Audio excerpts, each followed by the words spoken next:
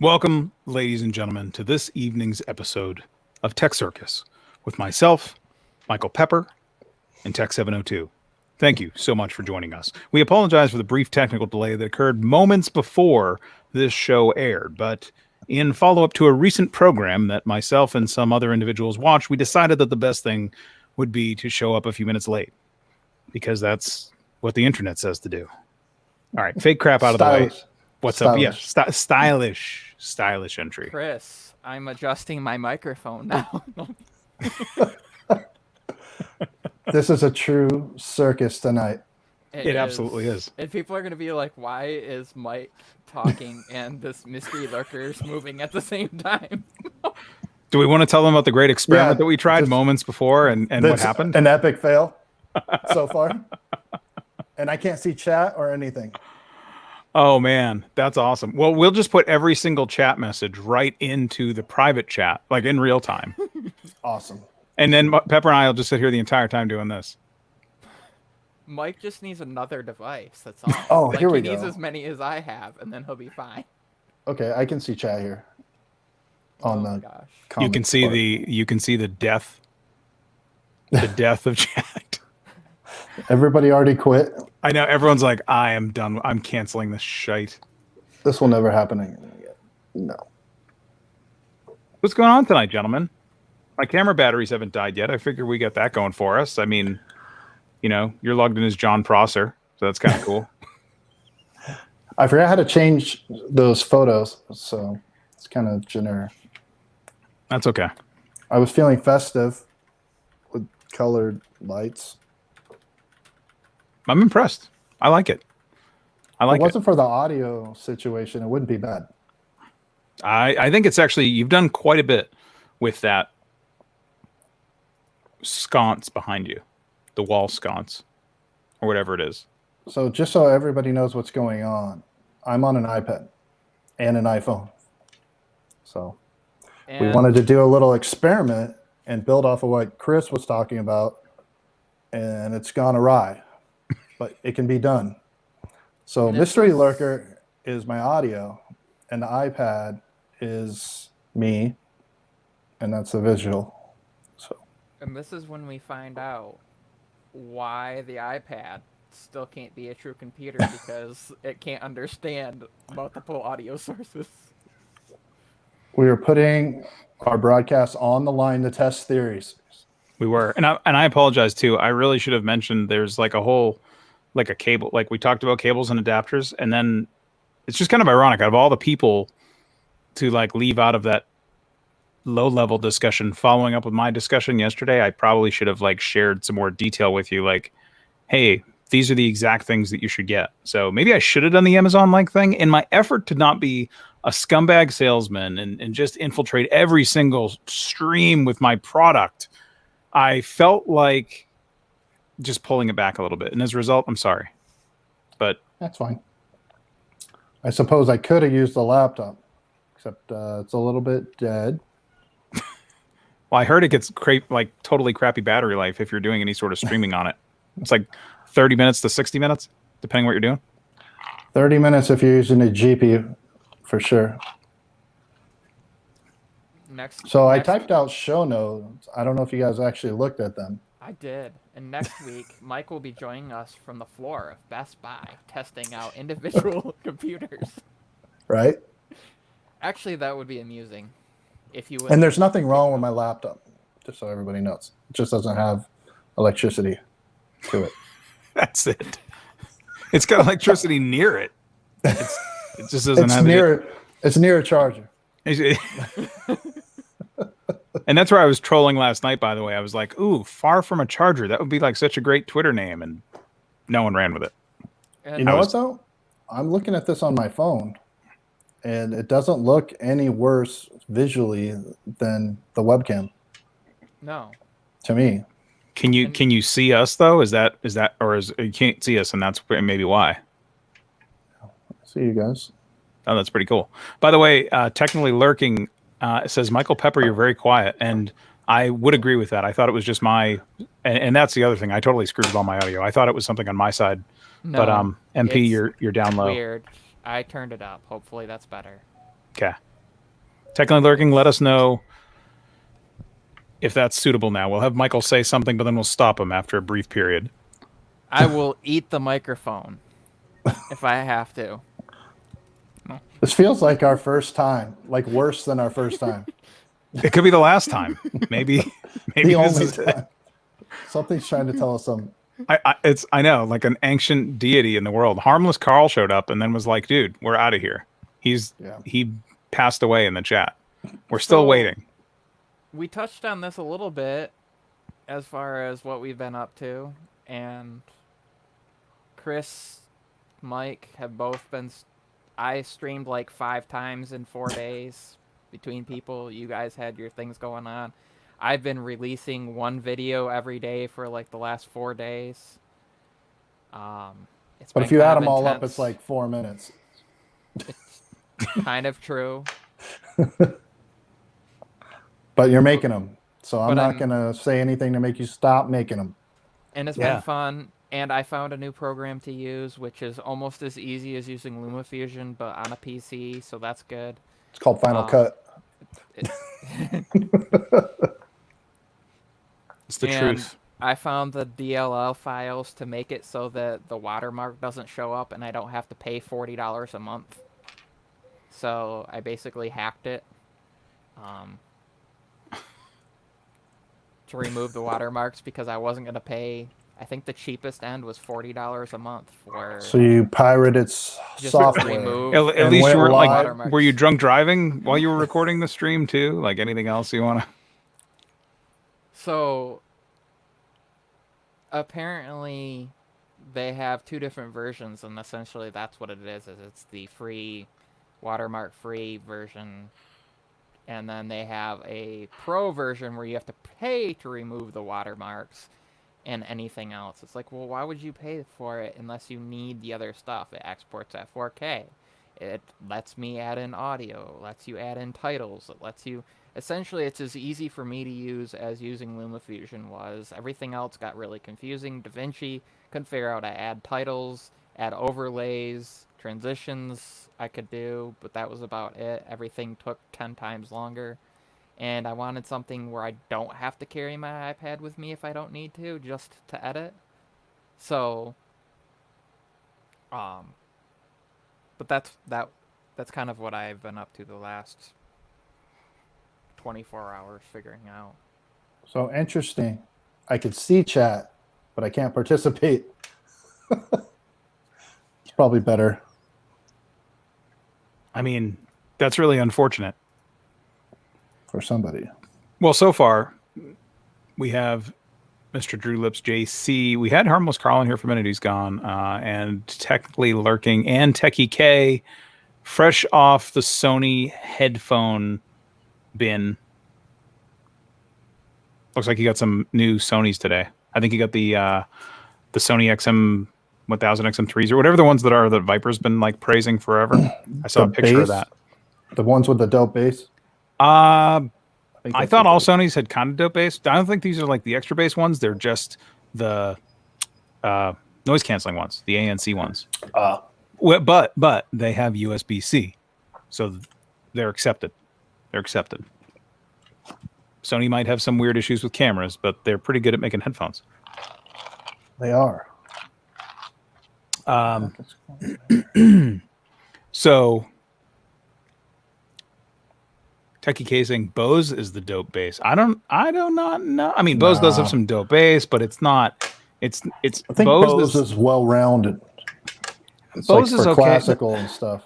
But yeah, Bose is weird, man. I always get the Bose headphones because I fly a lot. Or I'm sorry, what am I thinking? When I did that sort of thing, I flew a lot, and the ANC that's in the Bose is superior to anything else. It'll make every piece of audio be like you're sitting in a library listening to it. But the downside is if you want to listen to like, I don't know, heavy metal, not metal, and metal is actually okay, like rock or like deeper rap or stuff like that, it kind of gets a little flirty on that side. So they're not good to listen to, but they have really, really good ANC. And when you add in the ANC plus everything else that you get, it's kind of like a bonus. They're okay. But I'm really interested in hearing the Sonys. I'm trying to do this thing where I'm not going to buy stuff unless I'm going to return it. I mean, keep it. So, and I will not buy any more headphones, quite frankly, because I have those same headphones that you have. I have those Q10s, and every time I go to buy a new pair of headphones, I throw those Q10s on my skull, and I say, I'm not doing it because I'm happy with these. They would have to be excellent because these are good enough. They're amazing. For $30. They're on sale again, by the way. I have no code. There's no promo, but they're $29.99 right now. It's insane. And Drew Lip says he has way too many headphones. There is no such thing, man. You just need to get some more like little wooden dowel type deals or whatever. Hang that stuff off your wall, throw it in the backdrop. Maybe paint over that like window you've got in the background and just hang headphones on it. There's lots of places for headphones on the wall behind you. There's somebody, I think it's like Andrew Edwards, I think has one. I don't know. There's a couple people, they have like walls of headphones behind them. And that's what you do with them. So Q10s are basically like the YouTube plant. If you're a YouTuber, you must own Q10s. It's a requirement. Yeah, and they're in reach at all times. You were talking about Bose, and I found out something I did not know this week, Apple related, that they, with the 20th anniversary Mac, they released this weird brown colored one.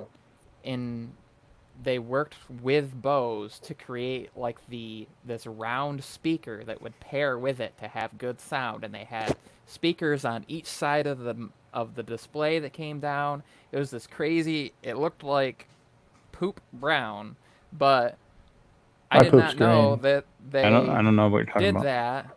And speaking of things that we don't know, well, I guess we do know now that the Pixel 4a is actually going to be here soon. And one of us, the guy itching his eye, was on par and totally called it. You really teed that up. I did. Nice. I mean, it was the only thing that made sense. When I saw Prosser tweet that, I was like, that's so right. Late. Actually, your response to him was very funny. I believe your response to him was, yeah, you would have known this like an hour ago if you'd watched my show. If you watched my show, you would have known this morning instead of this afternoon. Which is just funny. His information is legitimate. Mine are just strategic guesses. Yeah, I believe we call that in the industry posting. But it's a hunch. It was a well-educated hunch. We knew that. I mean, it was so funny that the timing of that whole thing. I was actually. It's rare that I find any emotion in Twitter. Like I enjoy it. I enjoy interacting with the people, and I'm not going to say the community and all that stuff. I mean, I enjoy the interactions. When it gets too stressful, I step away. But it's rare I laugh, like as hard as I did at that moment. But I was dying when I saw your response back to Prosser. Who's like, who's got factual intel. And then you're like, dude, you would have known this earlier if you just watched my shit, you know? It's like, whew. So. No one cares. I know. The only time I've ever gotten Prosser to answer me is when I sent him a smart-ass meme. I've gotten responses in DMs by sending him memes. That's it. That's pretty good. That's pretty good. I mean, that's one way. That's more than you get from some people. I'll take it. He's been gone for a while too. He's coming back, I think. Yeah, he's probably been dealing with some stuff. I'm assuming Very quiet. He got lost because his Garmin wasn't working correctly or something. Don't transition us yet. Don't. No. Don't do that. We can't be done with the Pixel yet. Isn't everybody already done with the Pixel? I think at this point, like nobody. I don't know. I think it's gonna be rough because what are they gonna do about? Are they gonna do the 4A, and then how are they gonna drop the 5? Like, are they gonna drop it right? It's gonna be October, right before Halloween, and they're gonna surprise everybody and put an 865. After all this rumors of the 700, that's my guess. If I'm right, I need some, little kudos. I tell you what I'll do. I will. I don't know if you saw my fuel rod, thing, but I got some cables, and I will send you the micro USB cable if you are right. I actually need one of those. Yeah, it seems like you need more than a micro USB cable at this point. Everything is micro USB in 2020. I don't know why. So dumb. It's the most ridiculous thing ever in the world. And we'll get to that later in the show. Yeah, I know. It is annoying because like headphones, everything I buy now, I'm like, why are they throwing this ancient? At least it's not the proprietary like Motorola did, where they had the weird. It was like deeper than a normal one, or some companies they were shallower. So if you put a regular one in, you'd You'd actually smash like the back of it. essentially you could break the plug because you'd have half of it hanging out, and so there's the tension on there. Or Motorola also didn't they do some weird things where they put like a resistor in there too along the way, as well as like the weird micro USB thing? I don't remember anything with a resistor. Yeah. Well, I they missed that. had.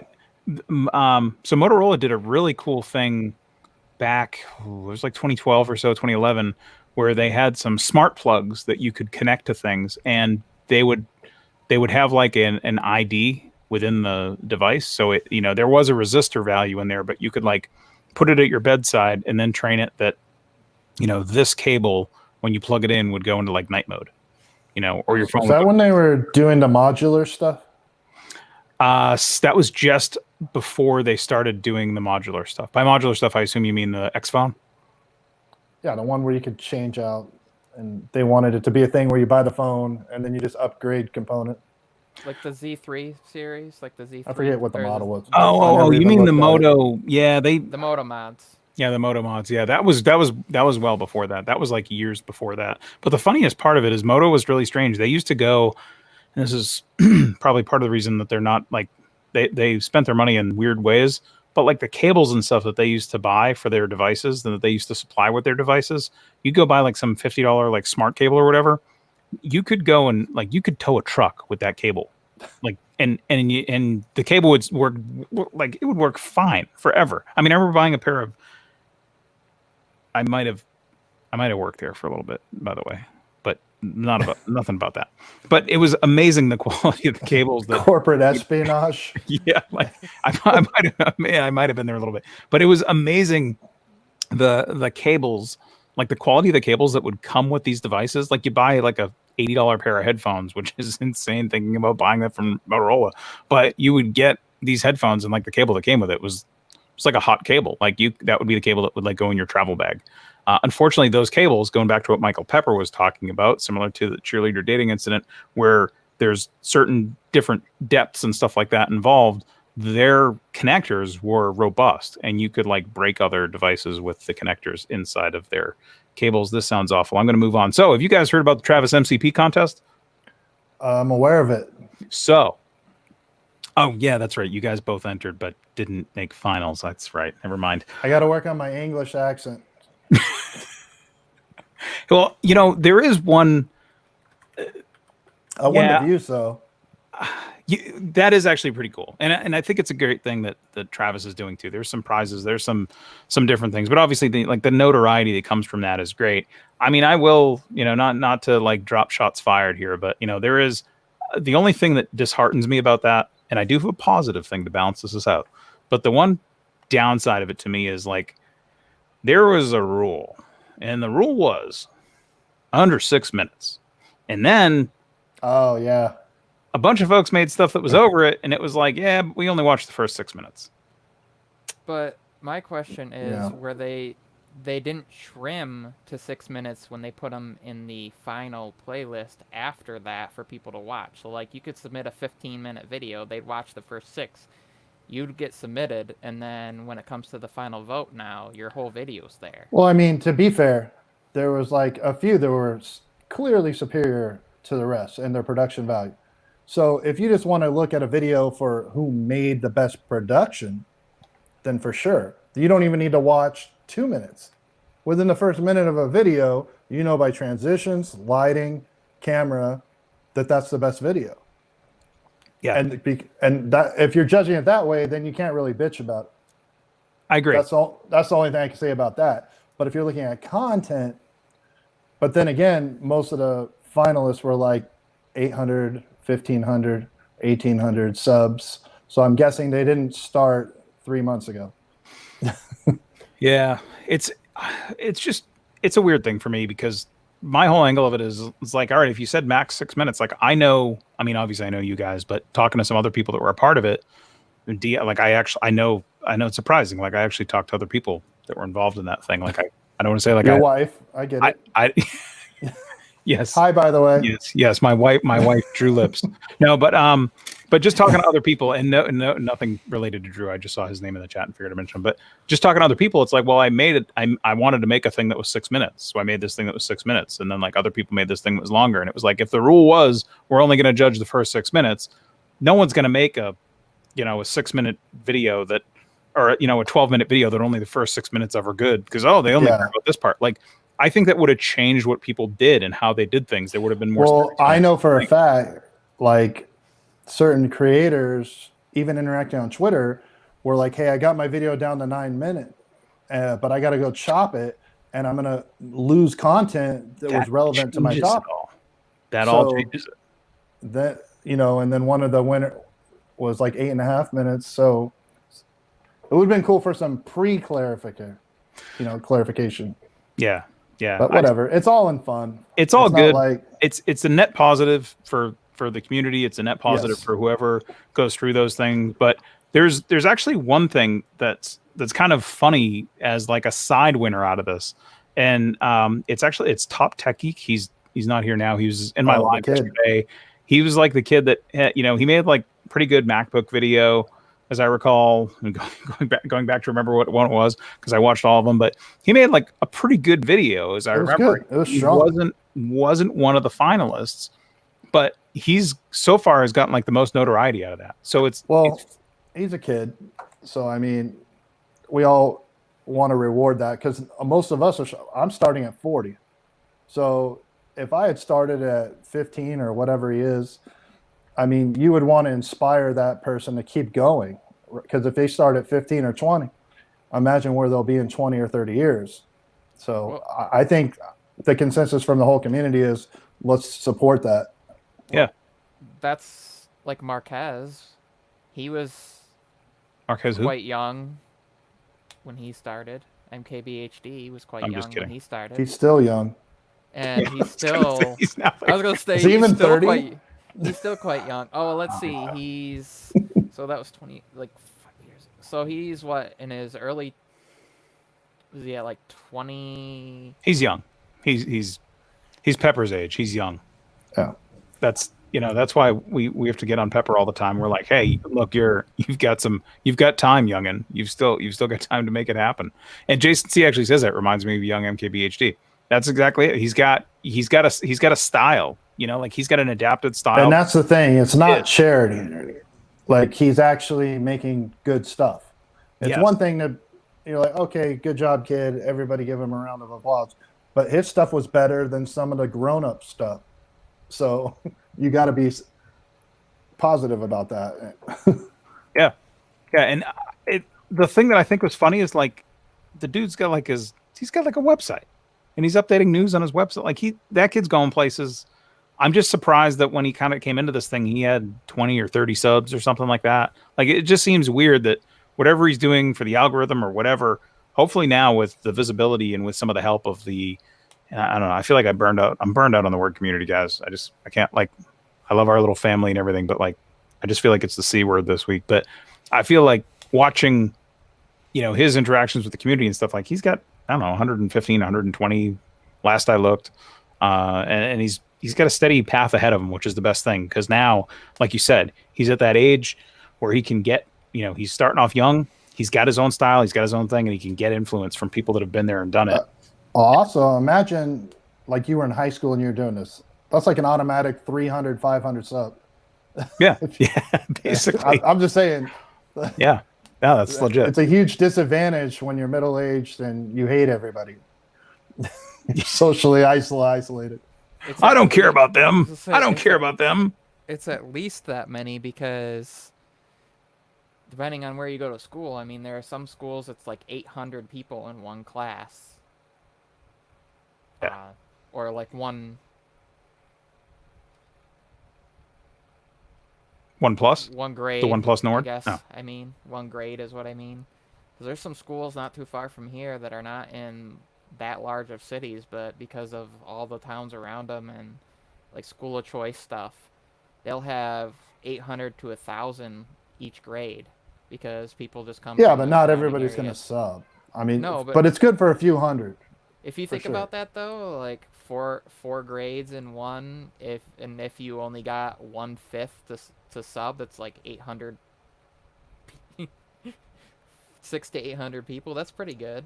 And I think that's the significance of these contests too, is that we support each other through it. And even like your live that you did, Chris, talking about doing live stuff, so that people know who they can reach out to, and they see us and they go, hey, I need help with this or that, you know, they'll reach out.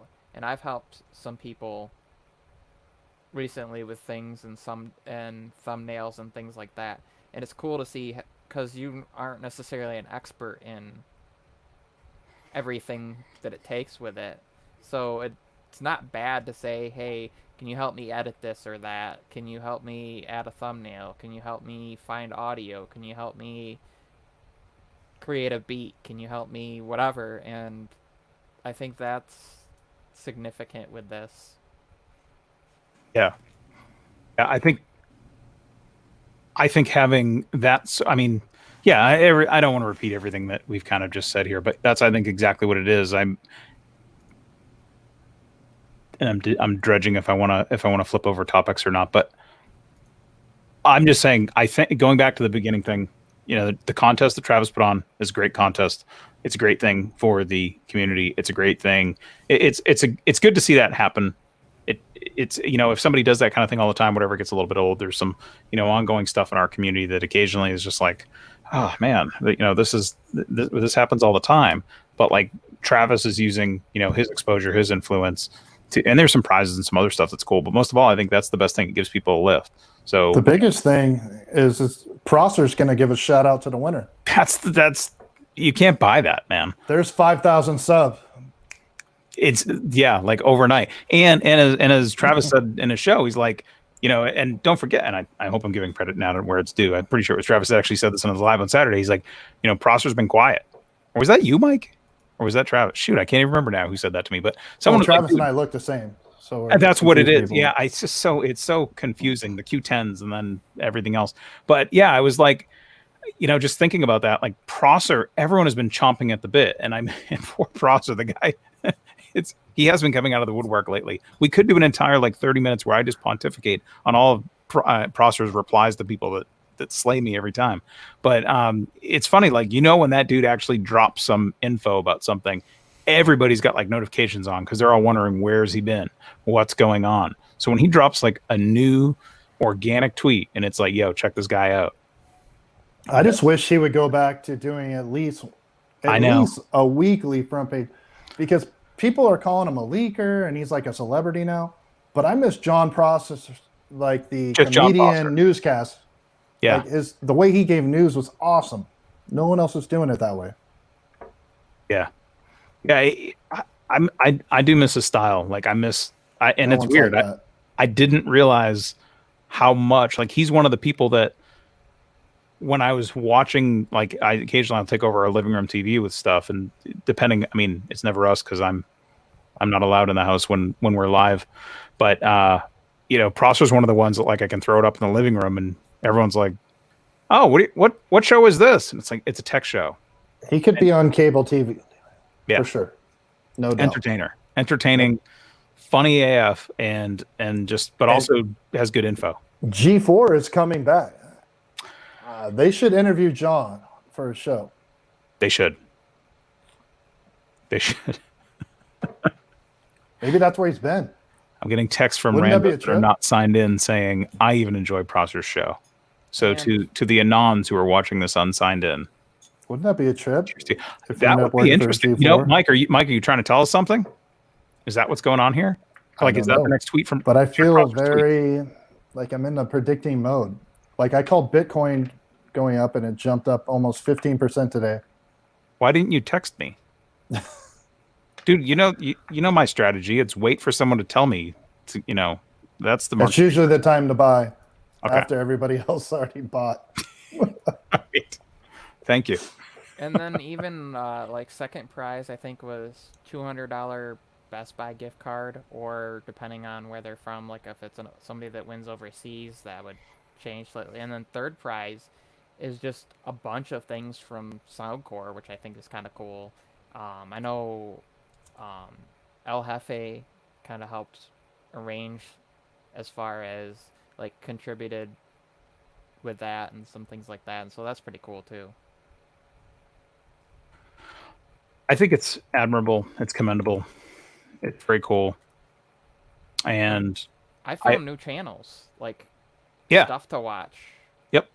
and people are watching our stuff, and Well, I don't know about that, but they're I've coming definitely found new into like the channels. lives and things like that, and like added people on Twitter, and a whole new interaction of things like people you might not find because there's way too much to search for. You know, we only get what pops up, so the whole thing with these smaller channels with the sub 200, they probably weren't gonna ever show up for us unless we searched something very specific. So Yeah, I totally agree and that my headphone cables get tangled up sometimes and irritate me. amazing stuff. So, speaking of amazing stuff, I know that yesterday was interesting, but I don't we don't have to swing back to my stuff. I think when we get closer to the end of things, we can talk about. I would actually be really interested to hear you guys' input on the stuff yesterday. I know you were like, and yesterday was kind of weird because like I did my live, and everyone knows when that is, and I'm not going to do all that whole promo stuff, but like you guys were heavy in the chat, and it was funny because I appreciate you guys coming out and supporting. Obviously, there were some other folks that were in there too, and it was great to see because there was like lots of discussion. So I want to hit on that at the end of the show, and I'm curious to hear if you like if there's more gold you guys had because it was almost like Tech Circus, but I just threw you guys in the backstage there for a bit, but it was weird. It was weird, but I think the next thing I want to know, Mike texted me earlier and mentioned that the Garmin. So yesterday on your Tech Heat, you had mentioned Garmin had a ransomware situation, and now you said that it's resolved. So we woke up this morning and the servers were working. And Garmin says all issues have been resolved, no data has been stolen, and no data has been lost. But they will not comment if they restored a backup, if they uninstalled the ransomware, or if they paid the ransom. They're not announcing it publicly how it was handled. So That's interesting. I guess how did people know that there was an issue? I guess if you were using a Garmin and there was this. Yeah, they have servers that backs up your data. That's what Garmin does. So.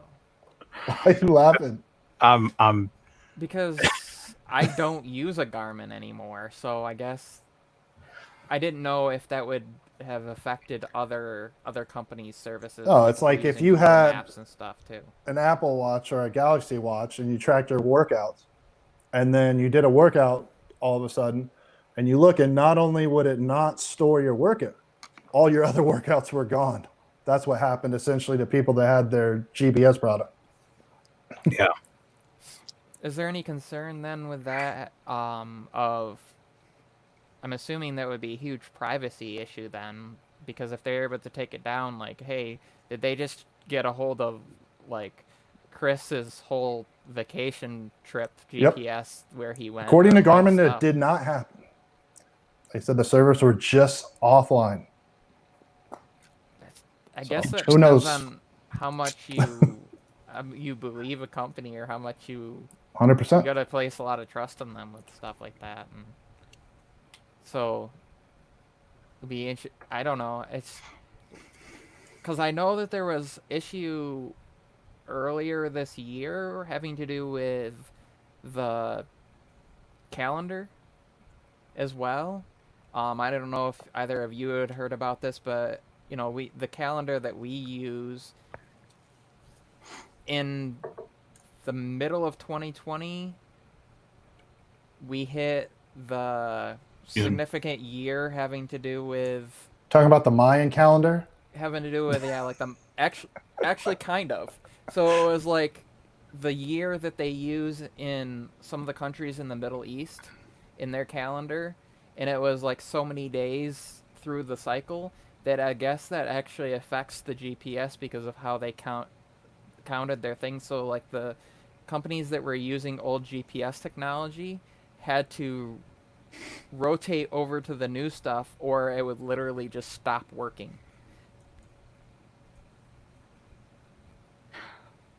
And I thought that was interesting that they were like, "Oh, this is gonna be like the middle of the year."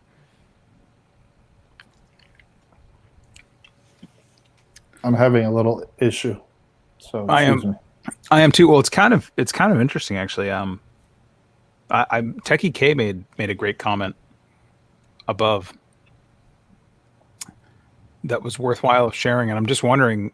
I missed the exact moment when that happened, but I noticed it's like 8 minutes ago, so never mind. Techie K, was your comment about Barney? Was that about me throwing my drink across the table? No, that was about us being old.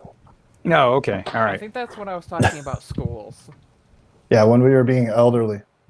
Okay. And Pepper was giving us an overview of the U.S. education system. Oh, I get it. I see now. I see. Hey, what's up, Viper? Good to see you, man. I thought he was on a stream. I know. He must have like. I'm guessing it's over. Or it's like it's one of those raids, you know. Intermission. Yeah, it's an intermission. What are you doing here, Viper? You're supposed to be working. I know, man. I know. That's funny.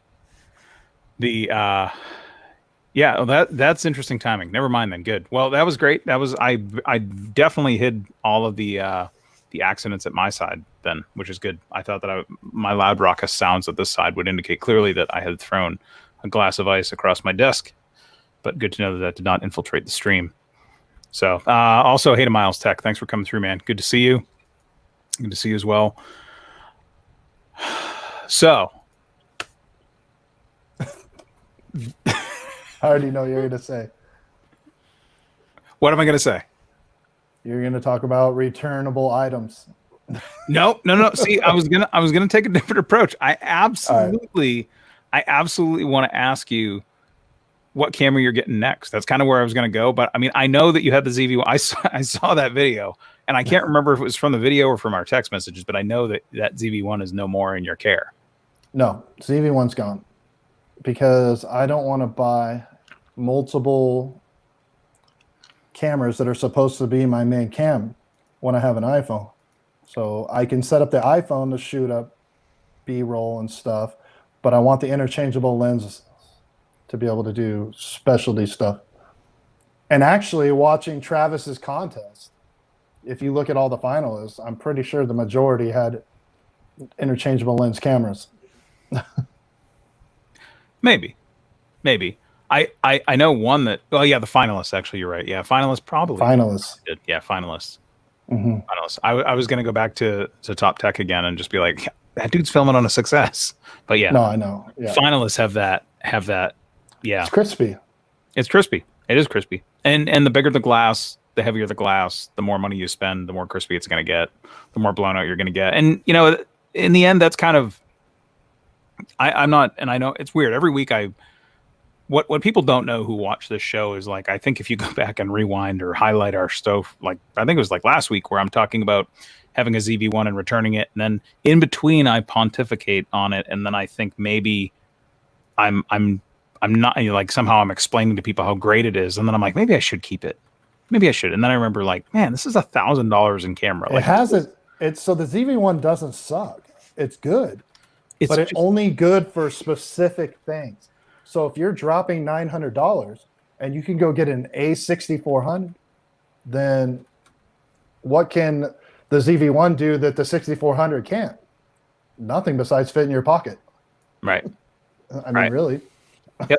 Well, and that's kind of that's really the end game for the ZV1. I know there's probably someone should go out on the internet and collect all the things that I've said. The ZV-1 is great, except for this one thing. And it started off with being USB-C, the annoying touchscreen, the stupid angle of that fake ass touchscreen. But I think at the end of the day, the summary is it's a really, really good camera, and it's a good pocket camera, but it's best in the pocket. Like if you take it out of the pocket and you're like, oh, I'm going to use it without the grip, I'm going to do this, I'm going to do that. Like very specific. It's all out tripod, right, and product showcase. And which is and everything that you're going to do that with, another Sony camera can do better, like infinitely better for not much more money. And you get options, because the other thing that you got to remember too is value proposition on buying that. You buy that, and I'm saying the letters P with an ampersand, an S. So you buy a PNS camera, and then, you know, a couple years down the road, I got to be careful, man. You never know when Judkins is watching. He's going to send us all GIFs. But you get mayonnaise. But you get a camera. We digress. You get that small, minuscule camera that goes with you anywhere. And the minuscule PNS. The problem with the minuscule PNS camera is that it's not really that good at pointing and shooting. Like it's irritating. It does. I'm not trying to. Can't point shit. I'm not trying to do. I'm not even trying to do this. I'm just like, that's the whole point of having a. There's literally nothing that we can do here. Like, I can't even say, like, you put it in your pocket, you take it out of your pants, like whatever you're doing. It's like, unless you're wearing a jacket, you're wearing a jacket. So, Chris, what you're telling us is that camera should be right where you have your MacBook and not be used by most people. That's right. Actually, if you're looking back here, that's not even my MacBook. That's just a prop. Like my actual MacBook that I don't use is over here. This is because I want to keep it safe, because if I want to not use it, I keep it over here on the shelf. That one's just a prop over there because I want to make sure that, you know, if it looks. I wouldn't use my PNS either. So that's the whole thing. Is that where you keep your shake weights too? Yes. Yeah. Well, Mike's actually borrowing them right now. He's got a video that he's got coming up, and he's trying to get his abs toned. I don't know how he's going to do that with shake weights. But, trying to get it up. Well, he's got to get back to where he can ride his bike. Yes. What? Okay. So Proceed. the real problem, going back to the harness, the ZV-1's small PNS energy, is that you have this diminutive camera that you can take many places, but when it kind of, you know, when 8K comes up or when more technology is rolling out there, it's not going to be that good for B-roll. You're not going to want to use it as like a web camera because it's got stupid freaking micro USB, and it's going to be the only reason you have micro USB in your house. So that's obnoxious. And then you're going to have to deal with all those stupid little batteries and everything. And it's just like, if I'm going to drop a K, I'd rather have a K on something that I can buy a new lens for a couple of years from now.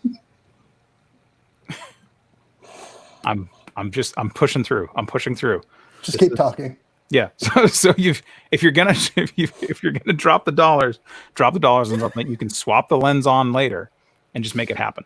That's where I'm at.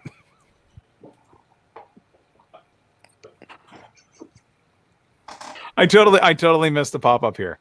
So this is pretty good. This is pretty good. This is dead cats. Okay. Meanwhile, my wife is texting me, "Holy shit, Viper! Holy shit, I saw Viper." So what else do we got in the show notes besides tiny PNS? Well, I know that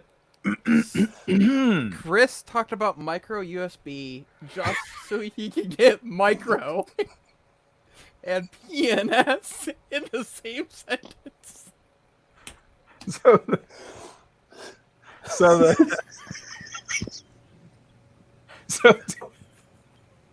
tell me about your so far razor, off the rails.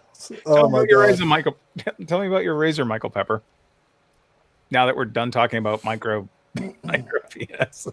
and Z. We're from how to use your razor with your PNS. Yeah, like did you? Okay, God, like only 12. I'm drinking water, everybody. No, Like no. this is not even. This is not even. This is no influence here. No, I dropped a video on the Razer today. It was kind of a lot of B-roll and just like specs and stuff. Because my first video was just kind of a first impressions, like this is how I feel about it. This is the people I think should use it, but didn't really provide like which model did I have, what ports does it have, the technical stuff without just listing off. I mean, I did list off tech specs, but you know, some people that's all they do, and then they repeat basically the same thing 15 different ways, but it's all just, oh, this is the specs, and then they're showing the specs, and then they're showing it from different angles. And What happened? There's a clown murdering Mike. Mike, don't cry. It's okay. Mike, we're talking about your video, but it's okay. You show graphics while you're saying it. It's different than showing the same thing 15 times. It's okay, man. It's okay. Don't cry. but We'll get through this. when you watch it, the impressive part is all the photos and the B-roll were all taken with my OnePlus 8, which There is no impressive part to the micro I penis. was surprised though that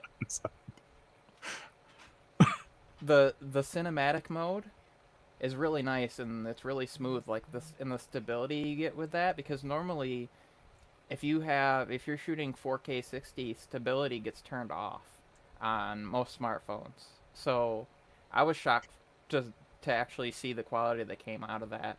I did use some post-editing stabilization stuff, but it really didn't have to do much. Like, I could look at the charts to see the original versus the edited, and so I feel like you're gonna like share something now, and I should be waiting. No, I just made the mistake of looking at the chat. That's okay. Anyways. So, and then I edited the whole entire video on the Razer as well. Like, using the Razer to edit a video about the Razer, I feel like it was an Inception moment. Like, the only thing that would have been crazier is if I took a video of editing the Razer on the Razer blade video, like with the Razer blade somehow, like put a mirror so it captures itself. I wish I'd have known, man. I had one of the original OG Moto Razers I could have sent you, and you could have. That would have been funny. You could have recorded the entire Razer thing on a Razer. But it was fun to do, and it was a lot faster than trying to use most of the other software that I've been trying to use, like DaVinci Resolve, or even using like KineMaster on Android and things like that I've been trying to experiment with. Everything else took forever. Like, I don't want to spend 8 hours editing for a 2-minute video because it takes 12 steps to try to add a text layer over an image. Wow. And what was impressive to me, though, is if you watch at the very end, I have like credit scrolls that have all the specs listed, and that's built right into the software. It's just an option, and then you put the list of things, and it creates the animation to scroll them through. And even like the flipping animation of my name at the end is all built in, where with LumaFusion I was kind of doing custom animations to make that work, because there's some stuff built in, zoom out, things like that. You can have keyframes and things like that, but this just does it, and you just type in the list, you set the size you want the font, the style of the font, if you want shadow on it, things like that, and it just does it. And when you're done, you export, creates an MP4, upload, good to go. You can bring in audio files. So we can anticipate 4 of these a week from you now. Yeah. Is that what you're saying? He's automated the hell out of it. It sounds like. So I even recorded Sounds the like efficiency. audio for the voiceover on the OnePlus with the recorder app, plugged it into the laptop, and dragged the file over and brought it right in. And essentially all I did was played back the video and sat there and watched it, and then read in time so I knew everything would line up with the images coming up, so I didn't have to crop anything in and out or move anything to align, and then just brought it in and just had to drop the first, I don't know, half a second and last half a second of the file, and it's done. And so nobody really has a reason why they shouldn't be able to do this. The whole thing's shot on, like, notably from a company that's not known for good photos or video for the longest time. Like, OnePlus was really criticized unless you used third-party software like Gcam or something. I just used all the built-in stuff, and the quality it got, there was a fan running next to me, there was some kids running around yelling outside, and it didn't pick any of that up. So we don't really have a reason anymore. And I could have probably edited the whole thing on the phone too if I could find something decent to edit with. It's just, I guess it depends on your method. But for me to find something that was similar to the pattern of what I'm used to editing, and I didn't even have to do transitions, and everything just smoothly went from clip to clip.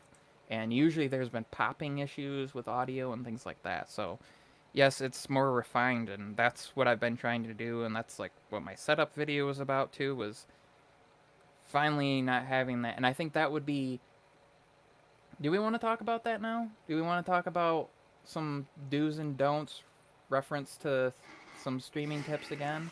Well, I would say that would be one of my suggestions, is have something, even if it's like a small corner of a room, have a space that's set up where you can always use it. So like if you're streaming, you don't have to completely set up and tear down, if possible.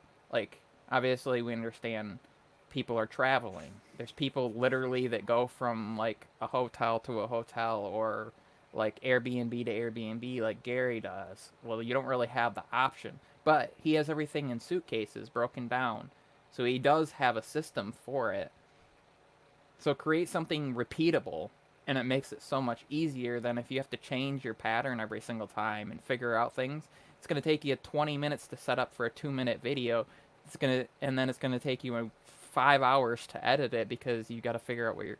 So just develop that. And I think I mean, it's a good thing to do that, because also if you had like that would be an ideal application for the ZV-1 as well. If you had a corner of your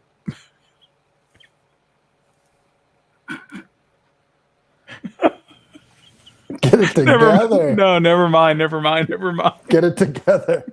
No. I'm sure if you just pause for a second, you could probably get back to right where I was headed. I was just gonna talk about mounting your camera to a tripod in the corner of that space, and having a static setup where you could use it freely. That would be the appropriate application because of stabilization issues. But we have already destroyed every aspect of talking about that camera, thanks to our high school gutter minds. So, well, and Mike did figure out something kind of neat this week in relation to mounting the camera, was that his light stand would work. So if you don't have a tripod and you happen to have something that's a 1/4 inch, yeah, as long as you don't need to articulate it, you're good, because you're only going to get the one plane up and down, but the same. So you get this, but you don't get this. So you can't articulate down. I could use my mic stand. I just thought about that with an adapter. Yeah, I'm just looking at different ways to adapt contingency, mobile, all kinds of stuff. See what you can get away with. Yeah. I mean, and it's a lot of the other thing too. I swear, like I'm pulling everything back up off the floor here, but like a ball head is something that could add in. After earlier, I come on, just pull it out. A ball head, like they have different size ball heads that you could get, and you could put one on the end of that light stand. What the hell is going on? I can't. Like, this is horrible. There's something like it's just like every time you're like, you could put it on there, you could whatever. It's all this. No, it's just there's some kind of psychology when people are doing stuff and laughing. Yeah, I know. Makes you just in that mindset. I know, and I'm coming apart here. Well, plus I keep glancing up at the chat, and then I just see like you know, I just a second ago was like starting to chuckle over the fact that Techie K is like, suspense is killing me. Who's lurking? Technically lurking like it's 702 sound, because he's like clearly like, who is this other person that showed up? Yeah, we announced that at the very, very start of it, and then which really wasn't the very start for anybody because we started a little bit late. But yeah, if you, Mike, for that light stand, if you get like micro ball head type of thing, you can, they're like $15 or whatever. You can stick that on the top, and you'll have all sorts of articulation. Yeah, pivot it. Yeah. And I see that. Quarter I have 23, light 16, and I have camera tripods, but it was just like one more thing. And the benefit of that one is my tripod's like 5 feet, 5.5 feet. The light a little stand taller goes than to you. 7. Yeah, so if you want to get the room or the field or whatever, it would be beneficial. The amazing thing that people don't know is Don't even send that chat. I already know Mystery you're tired. Lurker is actually in Texas, and Mike's just really good at throwing his voice. I just like Techie K's comment. Sex circus, and we're supposed to laugh. That's right. I mean, we brought the clown. Yeah, yeah, we're dying. So Mike, you mentioned holding out for a better camera. I am still curious. Moving on from the Zevia 1, what I mean, do you have any thoughts as to what you're doing, and does anything coming out in the near future interest you? What I'm learning about in the immediate future, I will not be ordering an R5 or an R6. If I could get a certain A7 that's coming out soon, I would do that. But I guess that's $5,000. So in the interim, wow, holy crap! It's going to be probably a 6400 or the 90D by Canon. I like the color on Canon, but I like the contrast, the focus, stuff like that with the Sony. But the color is definitely superior on the Canon straight out of the camera. Where did you see that the A7S, the new A7S III was 5? Is that just a guess, or Twitter? It is out there, because they said 4,000 pounds. So do the math. It's like 4,600. I mean, I don't know if that's accurate, but all the people that have $5,000 and $10,000 cameras were saying it's going to be $5,000. That's amazing. Damn. Okay. It'll probably sell out. Yep. I know like B&H already has a pre-order page up for it, but it's basically like, this is the page where it will be, and you can come here. And it's like, thanks for that. And everyone's the most excited about the A7S having a full-size HDMI port, which I do enjoy. It's nice to have standards and stuff like that. But something that costs $5,000 has stuff that Chinese knockoff $5 items has. The thing that most people be like, why does my phone have a full-size HDMI port? Full-size HDMI. I do not want this full-size HDMI port. Yeah, okay, that's funny. I still haven't. I've got to go back and get my game on. Before I looked, I saw rumors of it being, 3,500. But either way, tomorrow, 10 a.m. Eastern Daylight Time, the 28th of July, on Sony's website, which is actually it's not. It's like Alpha Gear or something like that. But you can pre-order it. So, Mike, I think whatever the price is, just for the sake of the show, you should pre-order it. I will give you an address that you can ship it to tax-free. And if I have an affiliate link, no, because I don't think it's on Amazon. I think that's the whole problem. And for anybody watching at home, I just learned what an f-stop is. So I definitely need the most advanced camera there is. 97% bike, 3% rider. That's the sort of analogy that a lot of people think. The funny part is, I'm wondering. Here's the thing that I'm curious of. I'm curious, and I will be watching the sites tomorrow to observe how many A7 IIIs sell out tomorrow. Because it's not the A7S III. Like it's, but there's like camera hype people, like the people that rock their DSLRs and auto and all that stuff all the time. They they're gonna hear like, oh man, there's this A7 III, and they'll go and. So I'm curious to see if you see like the A7 III go out anywhere. Like right now on Amazon, it says that there's like 5 in stock or whatever. I'm curious to see if they disappear, because that always seems to happen. I notice around these times. It's like Let's hope all the prices come down, the whole scale. that would be good. That would be good. I mean, I am still sticking with my Canon. I'm still. I mean, this is a Canon, obviously, but Does what you need. This does what I need. I am looking forward to their new mirrorless gear, and thankfully, I went with the R6. I think the R6 is going to be the right middle of the road for still doing full frame stills plus great video. As long as you don't live in Vegas, where it's 100 degrees ambient when you walk out the door. Yeah, the overheating. They were saying, concern. I think they were shooting in 90 degrees, and they got 20 minutes before it shut off. Well, the other thing too is with the mirrorless and with some of the other systems inside of it, just shooting stills, depending on how you're using it and the rapidity of it and how fast and everything like that, it'll heat up obviously just doing stills. So they were saying they got it, to a certain temperature doing stills and then flipped it over to video, and it powered up and it was like, you have 0 minutes remaining that you can film, let the camera cool down. And they were like putting the thing in like a box or something in a car to like cool it off. I don't know. That's well, a little ridiculous. If you think about too, you're out and not only in the heat but the bright light, so that light's coming through, it's bouncing off, reflecting up on the sensor and heating up the sensor, as well as then the little microprocessors that are inside these things to process the data are getting heated from the outside. So dude, there's cameras in space. You can do this. Right. Right. Insulated with like all sorts of crazy stuff wrapped around them that are, Tesla needs to make a camera. It'll be solved. It'll be a full sensor. It can go to any temperature. I've got to tell you something about Tesla. Just total ADHD moment here. Tesla recently upgraded their cars, like their more modern vehicles, to have like a backup camera, and it's Tesla's got those cameras all around the car. And it's funny because I have Model 3, a couple years old, whatever, old cheap crap now at this point, but it got the software update, and I don't know what they did. Like the cameras that they're rocking, they have to be, it's like potatoes. It's just little potato monitors all around the thing. It's horrible. But you put it in backup now, and it actually lights up the middle camera as well as the two side plane cameras that come out they're in like the front quarter panel aimed backwards. So for people who don't know cars, basically they're underneath the rear view mirrors aiming backwards at like I think a 25-degree angle. So they capture the side of the car out to 25 degrees.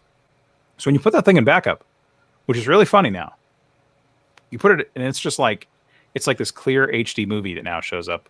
And it's got the sides of the car and the back of the car. Now I know there's people that can flex and they're like, my car has 360 degrees. That's cool. Do you have like a 15-inch display that thing shows up on? Because I don't think so. And it's the little things, yeah, whatever. But I'm just super impressed. Tesla made these potato cameras. Just speaking about camera tech and ADHD, they made these potato cameras. Now it's like this magical composite image that shows up. Maybe I'll take a picture. Hey, dude. So, Techie K leave referenced and come something back. in the... Me? Yeah. Go ahead, Michael. So He started glitching. Techie K mentioned something in the chat here in the comments about this, which I went and looked at and had no idea that any company made.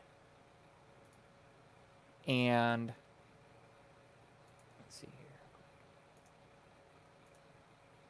It is this. And it has a built-in projector in a 4K Handycam. I had no idea that these things even still existed. Like, that they were making new versions of these things, but a built-in projector. Isn't that crazy? Like, Chris is saying talking you about can't get back in. crazy technology.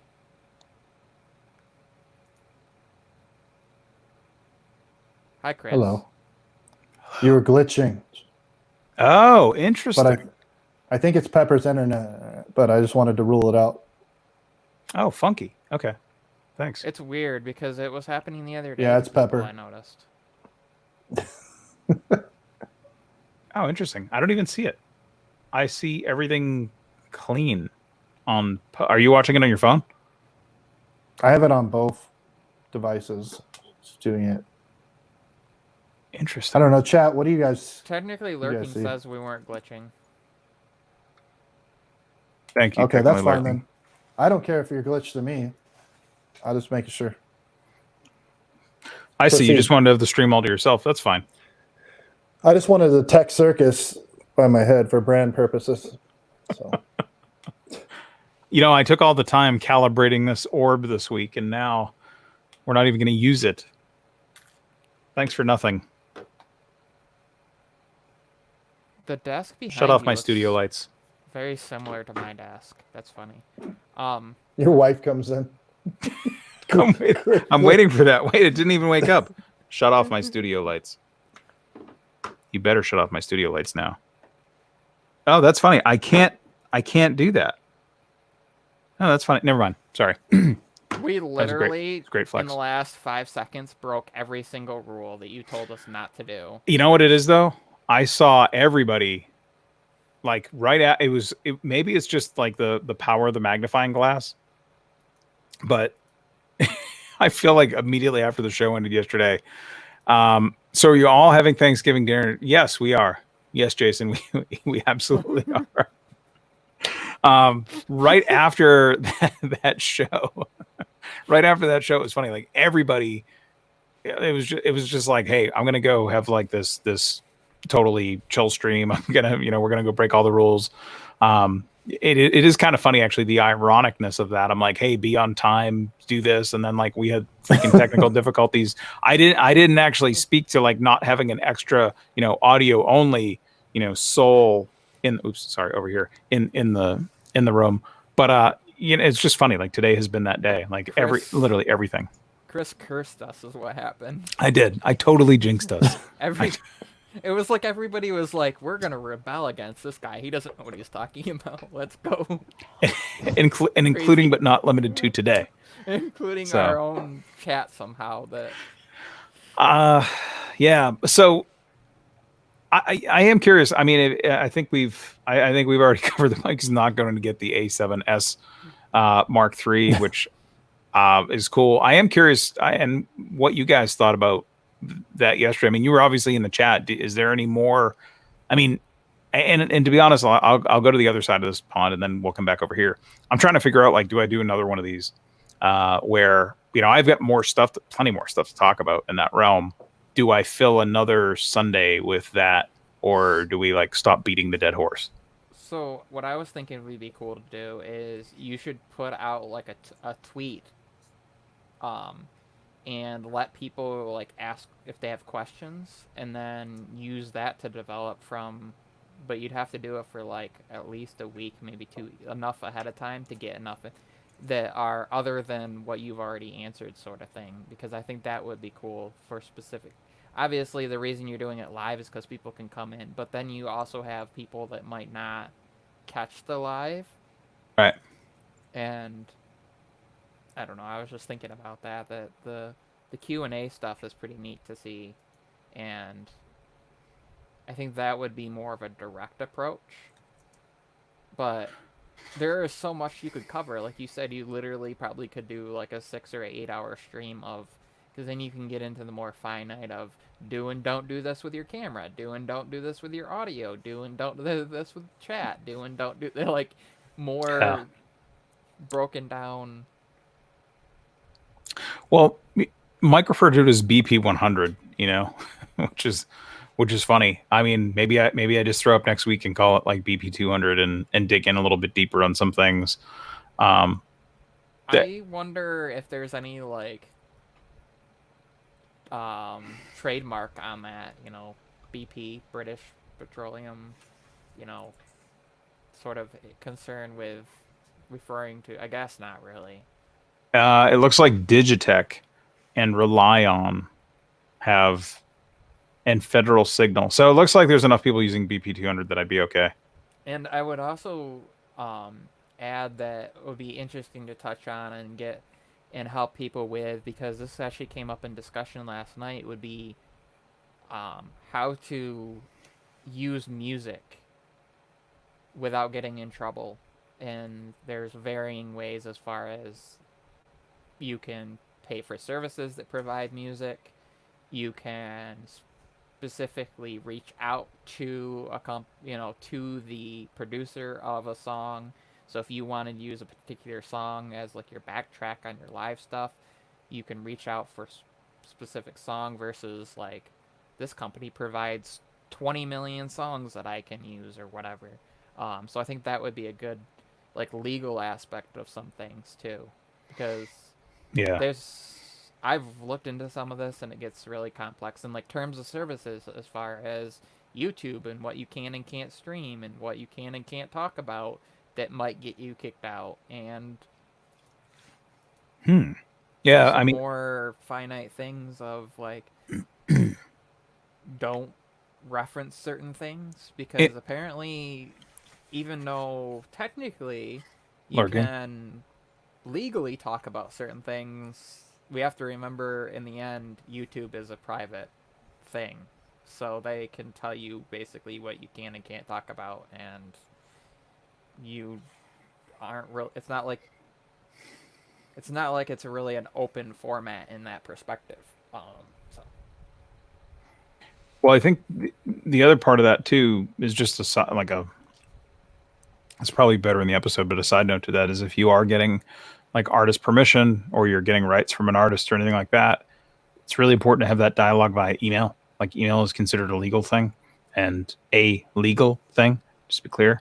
Not like DMs and all that stuff. That stuff can all be, I guess it can be faked. So it's not something that you want to use for that transaction. But and I know there's different licensing as far as like replication licensing, performance licensing. I can't think of all the. There's depending on what you're going to use it for. That's why I know like Epidemic Sounds gives you can use it for live and recorded, but some instances you can only use it for recorded stuff. So if you do a live stream, you can't have it playing, but if you do recorded, you can. Because that's interesting. it's like why you have to pay for separate licensing to do covers. I'm just making my own beats on GarageBand now. Is that what's playing right now? What's that? Is that what's playing right now? Because what you're listening to right now sounds a lot like what I make on GarageBand.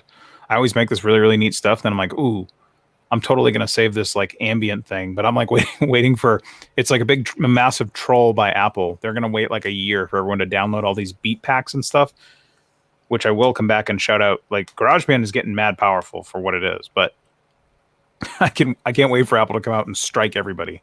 They're like, this guy's using our samba.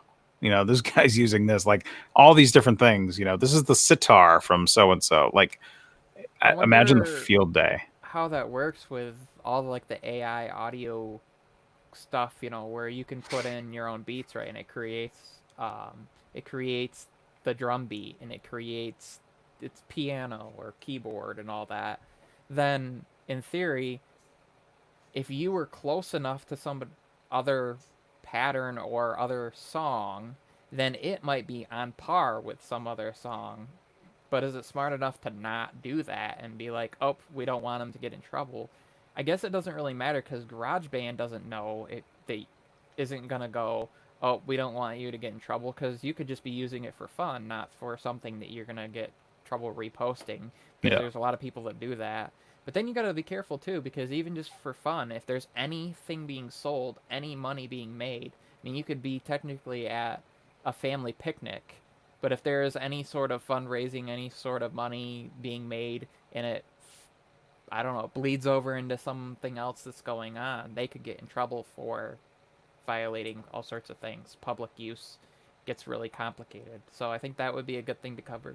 And I know somebody who in particular would be good to talk to about this, our good friend Tana,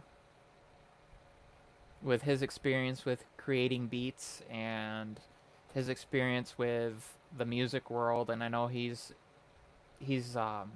also helped with, and he has connections with some pretty big name people, and I think he, on the production side and things like that, would wholly have to understand not breaking the law not getting in trouble. I mean, the website where all of his stuff is, he has to know that he can upload stuff and not get sued for it. So I think he would be a good connect Interesting. Yeah, for that he's anybody. You know. well. Yeah, I mean, he's all. I always. It's interesting. I listen to his stuff, and he's got like he produces a ton of sick beats, and I notice that he does it for a lot of folks, and I'm interested in some of that stuff. I have another artist that I've worked with prior to this, and then I also have Epidemic too. So it's like I've kind and I mean, you might have noticed like my problem isn't like finding music. It's a lack of videos to apply the music to. But listening to Tana's stuff, I'm always like, yeah, that's pretty solid stuff. I want to go pursue it, but I know like I'm not even sure how the Bandcamp works and all the other stuff because it's like I know I bought things from another person who's like, yo, as long as you buy this thing from me over here, you can use it wherever you want, which is cool. And then like I'm like, this is a great beat. This is the other thing. And I go on YouTube and it's like, oh wait, somebody else is using this stuff. And then I realize he's like a YouTuber and he's using it on all his stuff. So I'm like, oh well, this is really weird. I don't want to use the music from your videos. My intro music, I bought it, like the little beat that goes with my animation and all that. I paid $100 for that for a lifetime license for that beat. Like he made it. He had a website, some random dude I looked up. And he's like, here's what these beats cost, but you get a universal lifetime license. Like he gives you a certificate, says he made it. Here's where I made it, the date it was created. If anybody gives you any crap, and you have a license for it. That's pretty good. Wow. I know that the site, and of course I can't think right now, horrible on my part, but the site where Tana has his stuff up, there's other people on there as well, but he does Chosen Beats. Yeah, Chosen Beats. Yeah. But he does stuff like anybody can buy this and everybody can use it, but then he also has options where you can pay more and have him create a beat that only you will have and nobody else will get to use. That's that, cool. Things like that. So you custom to your thing. I think Joan, I want to say her intro is only hers, and there's a few others that I know of that are in our group of people and that use his stuff. So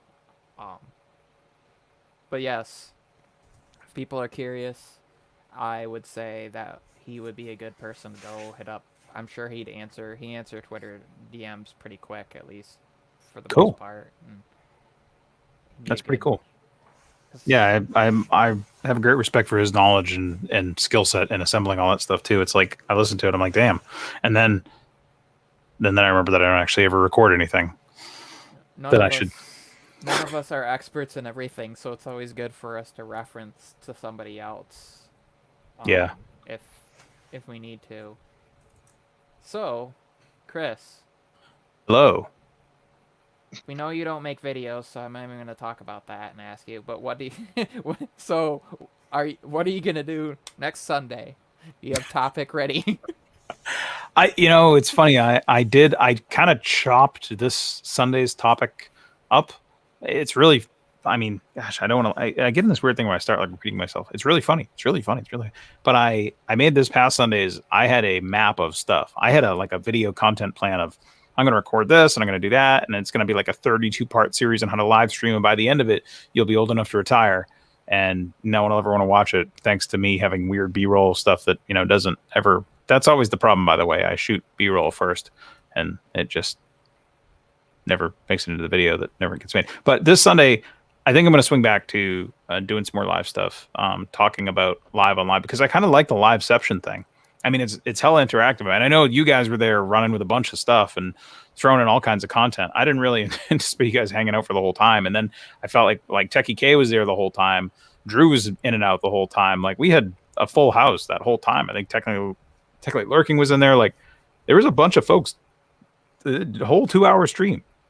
So, I mean, it had interest and there was a lot of people like kind of coming through. And then I don't know. I mean, I might kind of pick up that same topic the next generation, this week because I've definitely got more stuff to rap about. I think there's, we covered some pretty good basics. I think there's, I made sure the only thing I really wanted to hit on there is making sure that you tell people, like the chill stream one was comical. I actually got the most feedback on that one from a couple different folks that were like, you said what needed to be said kind of thing. And I'm like, well, I wasn't necessarily like trying to come down on people. I'm just saying, like, realize, like, if you're attracting people to your stream for this thing, like, that's what they're going to come there for. And they're not going to care about the other stuff. But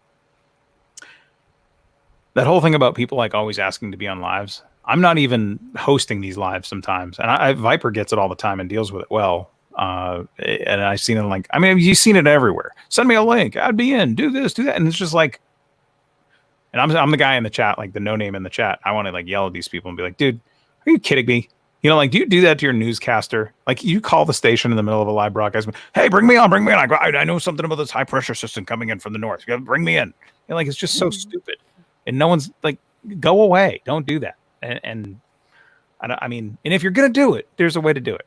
I mean, obviously I did it enough that, you guys finally were like, all right, stop sending us pictures of these weird roosters, please. And here we are. But it's strange. That's how I am. But, and yeah, Techie K says, number one, that was chopped, which is, yeah, I can talk sometimes. And then, but the best line here, which I would highlight, but I don't have that control, is Tech702 is being the perfect troll. That was a hint. Tech702 is being the perfect troller, which was great. You were. It's a gift. It was. You had me all over the place with that because I was just I was cracking up, and then I'm like trying to.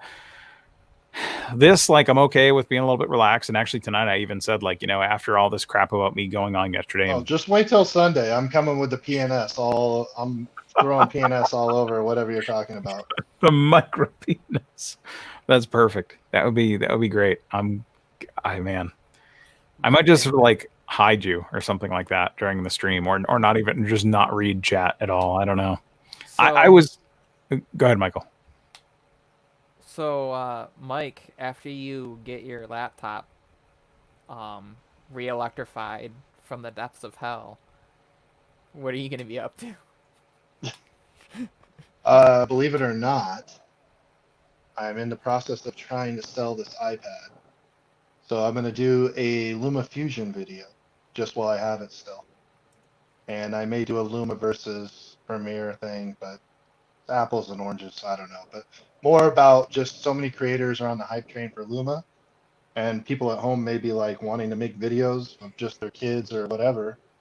So I'll show how easy it is to use and why we all kind of love it as a go-to mobile quick edit program. That's what's up this week. Cool. And buying a new camera. But you never did answer that question. What are you? Where are you? You like the Canons for color. You don't want to get the Sony. I know you're not buying the A7S Mark III. So the more you learn, the more you learn that you hate everything. Yeah. It's like dating. The 6400 makes the most sense, but I really like the Canon 90D, and then they also just came out with the T8i, which is 90% of what the Canon 90D can do, but it's only $800. Or actually, I think 700. Buy it, just the body. So I got to do a little bit more. The only difference is I think the contrast goes slightly higher in the 90D, but otherwise it's essentially the same damn thing. While we're talking, I'm going to go over to the Canon site and look. I didn't look at the T8i. I just know that the Ts were typically like the Rebel, and then they were like the Rebel series, and then you stepped up like the 90D. It was like the crop sensor, like the EOS. You were getting like the EOS type stuff. I think the lower one's like the EOS Rebel, but like there's like the Rebel stuff, and then hang on, keep talking. I'm gonna go over to Canon because I don't. Interesting. So it's got very similar. It's got very similar. Yeah. Let me actually get the to their site. No, I'm laughing at chat.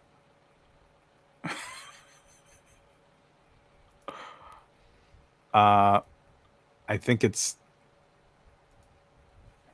sleeping. So it reminds me, as far as like resolution and ISO range and stuff, similar to the A6400. Because when we were doing some comparison stuff and I was looking, the reason I was looking and would have said the 90D was the higher, some of the higher resolution stuff and higher frames per second with stills, and also the expanded ISO range and some other things. Oh, yes, The question and this has the though, 45 is it worth? point.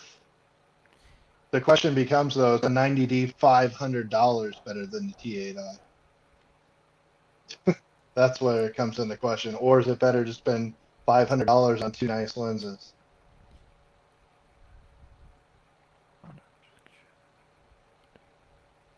What I'm looking at and trying to see here, okay, so it does have the swing out articulating screen and things like that. 45 point autofocus. And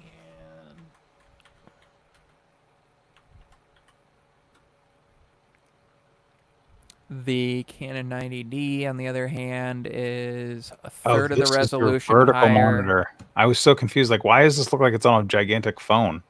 Interesting. So it has almost the exact same specs, just But there's gotta slightly be lower something resolution. One must have weather resistance or something that he probably doesn't care.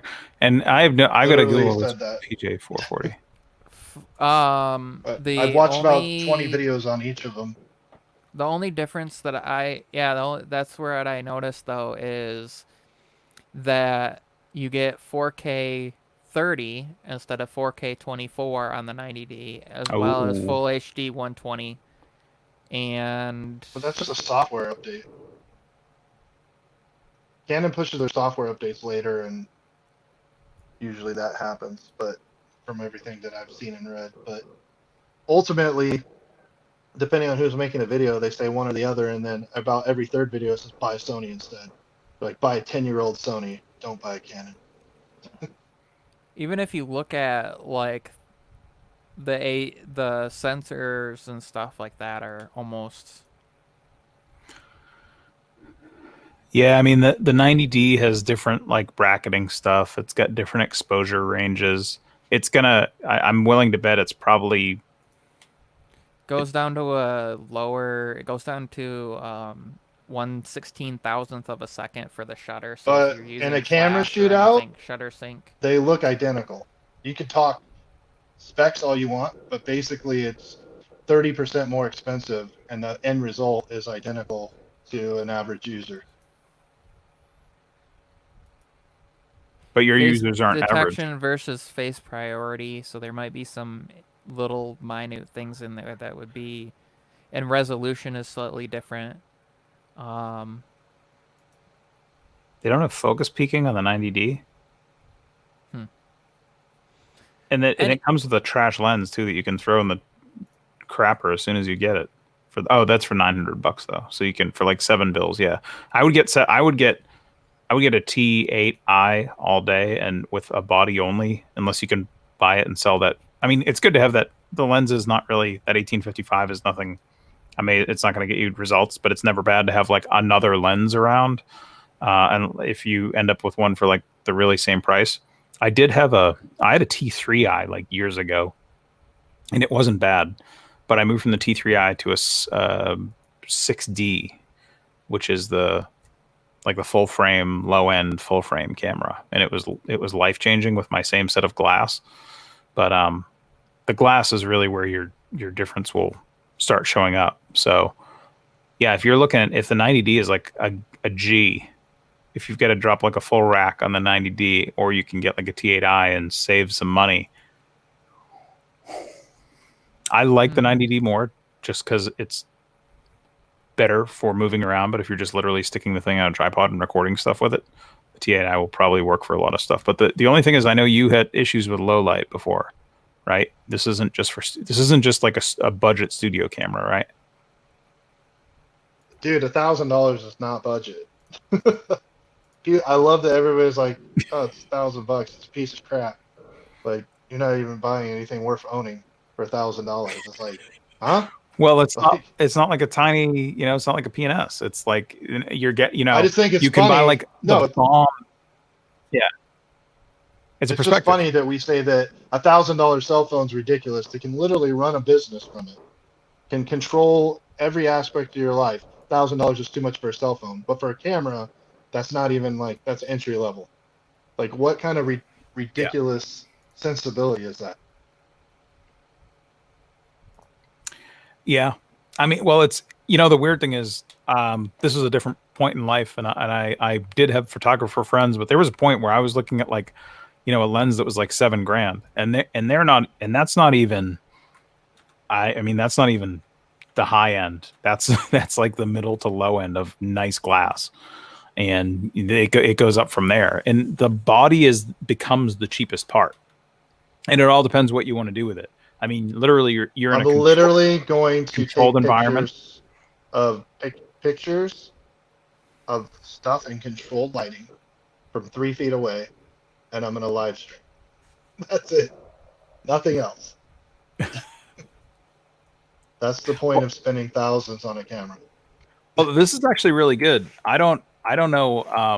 I was curious because I noticed Drew's selling his ZV-1. He already sold it. Oh, did he? I know it was like up for. I mean, he had it for a great deal on that thing. Yeah, he sold it, and I was still in my return period for mine, so I shipped it back. I did open the return on mine just to make it official, which is ironic because I also got Small Rig. They make like camera cages. As soon as I ordered the ZV-1, I ordered a cage for it from Small Rig. They were just coming out, so I probably paid some stupid amount of money for this thing. But I did get the cage is awesome, and I got it like a day before I can actually send the phone back. So if anyone has a ZV-1, Drew, I might actually need to contact whoever you sold yours to. But Small Rig makes a really, really handy cage for it, which is great. But yeah, now it's waiting for the big boy on my side. So and it's really weird with that 90D versus T8i thing. So interesting. So from what I'm looking at, honestly, if I were doing it from the specs and comparisons of everything I'm looking at down to like battery size and all that, I'd save my $300 to $500 and go with the T8i. The major difference is 1/8,000th of a second versus 1/4,000th of a second, and 30 FPS with 4K versus 24. That's really the main difference I'm seeing. It's using the exact same crop factor. It's using... But it's a different sensor with different pixels, right? That's kind of the other big part that like it doesn't show up on paper. The 90D has slightly higher resolution, but other than that... But then we can get into a resolution discussion of you're just jamming more pixels into the same size sensor. But it's not, because it crops. In 4K, they both crop the same. Yeah. I saw a video on that. It ends up... The video and the stills are indistinguishable. Yep. It completely comes down to how you grade them. Yeah. Can't tell the difference at all. The only thing that you would notice with your stills is if you're cropping in on, because you are talking about a 33 versus 24 megapixel sensor, you have more data to crop in on. All I'm hearing is buy the A6400, because there's no choice to be made then if you go Sony. It's very linear. So Canon has like 4 different lines of cameras for no reason. Yeah, they do. I remember, they sell them in different regions. They do different things. They're for different purposes. I remember when I was taking photo classes it used to be, you bought the T series to be more cost effective, and then you went with like the 7D or the 90D or that line for people that were doing photo and video, and the more expensive line was that. So like classmates that were doing photography and videography went with that line, but ones that were just doing photography went with like the T3i and things like that at the time. But now they're so close that I don't know why you would spend $300, $400, $500 to jump the line when it's not even going to be a difference in low light ISO, low end or high end as far as that. Well, there's still people out there too, like banging around on the SL2 and SL3. And from my perspective, this is, the the T8 or the T8 is up from the SL, and the 90D gets even more. It's just, the other thing to consider too is, I'm not sure, you mentioned batteries. I don't know which one takes which kind of battery. I was trying to look it up here in the background, but they both use the same. Is it the LPE8 or the LPE6? I have to get back to there. Well, I guess the only reason why I mention either of those is if it's the standard Canon battery, like if you're, if you're leaving the house with the thing, like if you're going to like CES with this or some sort of media event, I mean, this becomes a thing, and never mind. If this becomes a thing, you're buying the Sony A7S III. So why not get the T8i and see what happens? So the only difference I saw with battery was one, you could do. It said something about you could take up to 1,240 stills versus the other was 1,300. So 60 difference, which at that point is about a 4.8% difference from one to the other. That's really not. And video was identical, because that's the only other thing though, is video is limited at 29 minutes 59 seconds. So I don't know if that's going to become an issue when you're using as webcam then too. So that would be something to consider. I guarantee none of that's going to matter at all to me. Okay. There's never a situation where I'm not setting it exactly how I want it. And I have no interest in being a photographer outside of my YouTube and thumbnail interests. And my iPhone takes pretty good thumbs. Oh yeah. Yeah, and it does look like the T7i is currently in the beta, as well as the 90D. So either one you're covered with.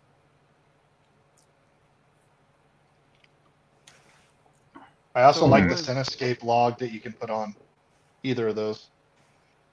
There's a hack where you can upgrade the firmware on the T8i and the 90D, and it's like this cool Cinescape log. I really like the way it looks.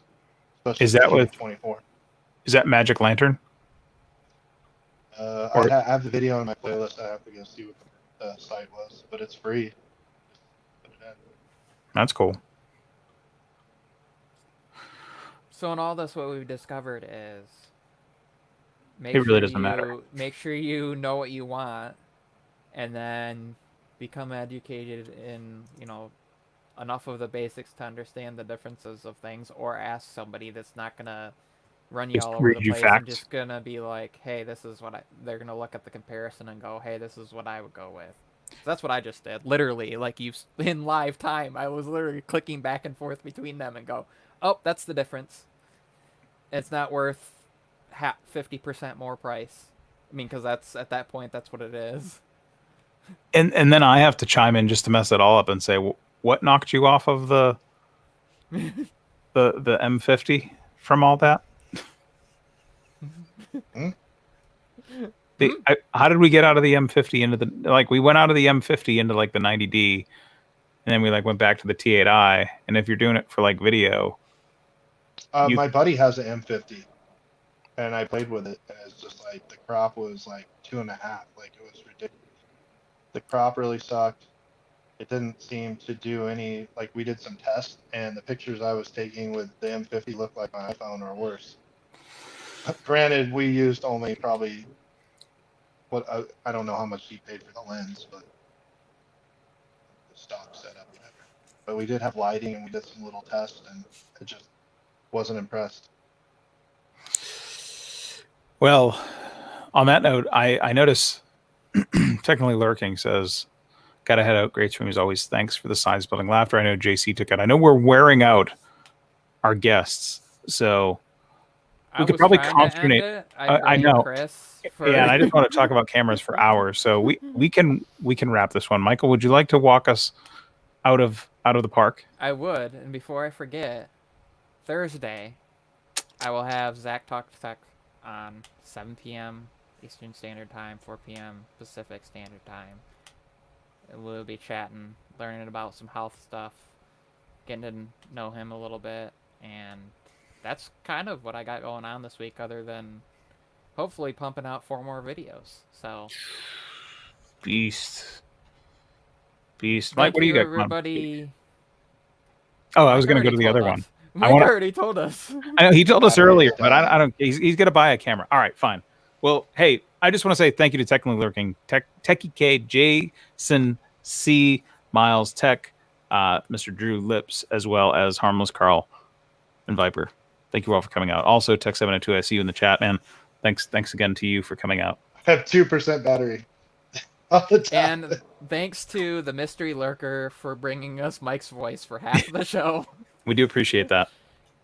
Good evening, everybody, and we will see you all next week. Same time, same place, better quality. Good night. Better quality.